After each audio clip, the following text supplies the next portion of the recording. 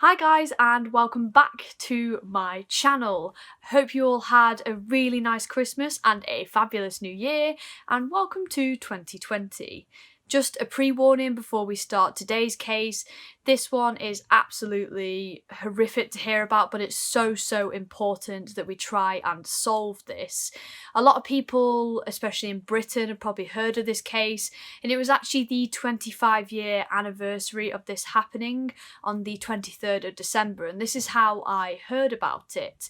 And I'd heard of the case before, but I didn't know all of the details, so researching this and watching videos on this again and news reports on this just brought back just how horrendous this crime was.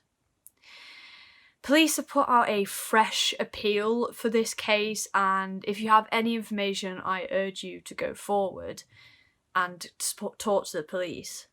Can you help them solve this case? Do you know something that someone else might not know?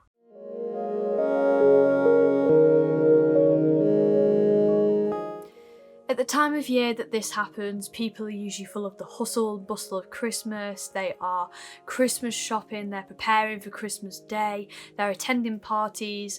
But for Tracey Mertens' family, it's just another harrowing year without Tracey and without her killers brought to justice. Just a little thing before we get fully into this case. I've seen Tracey's name spelled Tracey and Tracey on the police website as well, so I went there to double check the spelling, so I'm really sorry if I spelt this wrong in the title. Feel free to correct me if anybody knows the correct spelling of Tracey's name. The 31-year-old devoted mother of two was brutally murdered on Christmas Eve of 1994. In fact, she was attacked the day before on the 23rd of December, but she would succumb to her horrific attack on Christmas Eve. In this video, we'll be exploring what happened and how you can help if you have any information.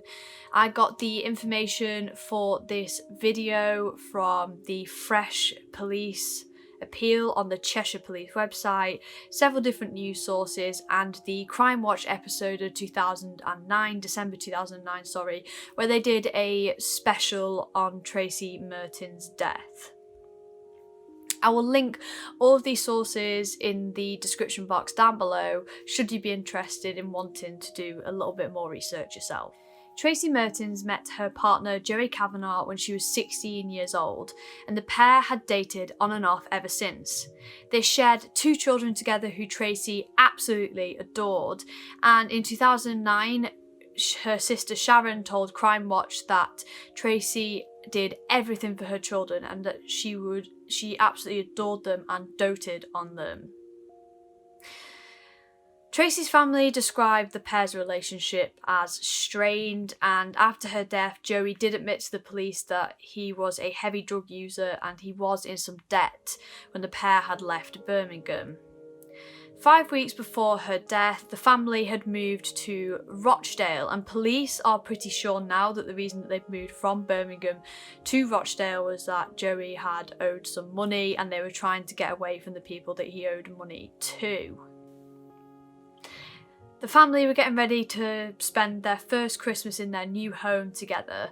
However, daughter Kelly describes a much less picturesque scene. She says there was no presents under the tree and it didn't feel like Christmas.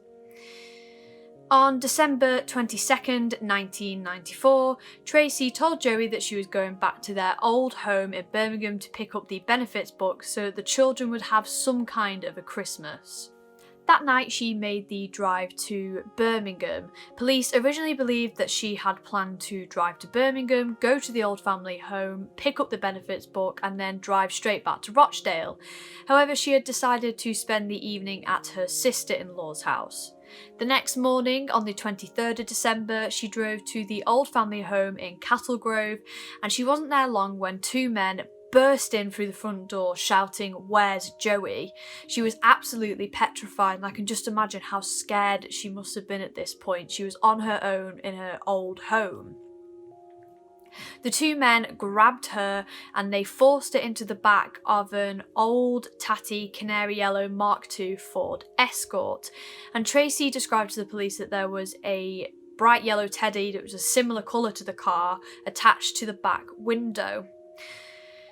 So as the men started driving, they started arguing in patois, which is a Jamaican dialect, and Tracey distinctly remembers this. The two men drive an hour away to just outside of Congleton in Cheshire, and they eventually pull up at St Michael's Church in Eaton. At this point, they grab Tracey from out of the car and they drag her to the churchyard. She must have been terrified. She didn't know where she was. And the two men set her alight, alive. Just imagine how scared she must have been. Absolutely awful thing to do. At around 4:10, a passerby who's walking through the churchyard hears screaming coming from the churchyard. He rushes to the young woman's aid and he is absolutely horrified by what he sees. The following is actual 999 footage from the original phone call made to the emergency services. Ambulance can help you. Could you get an ambulance out to Eaton Church? What's the trouble there? There's a girl that is naked, looks as if she's been set on fire. Oh my goodness. Church. Don't worry, we'll get somebody to you. Now there are actual police photos of Tracey after she sustained these burns. I've decided not to include these in the video because they're absolutely awful, but you can find them online if you so desire. She suffered burns to 95% of her body, and in fact her shoes were so badly burnt that police described them as looking like a lump of coal.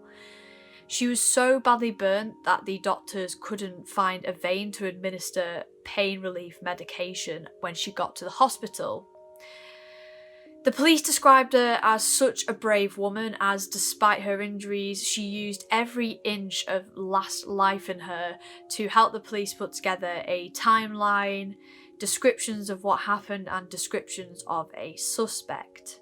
Unfortunately, Tracey would succumb to her injuries and she passed away on Christmas Eve of 1994, leaving behind her 2 children and her loving family.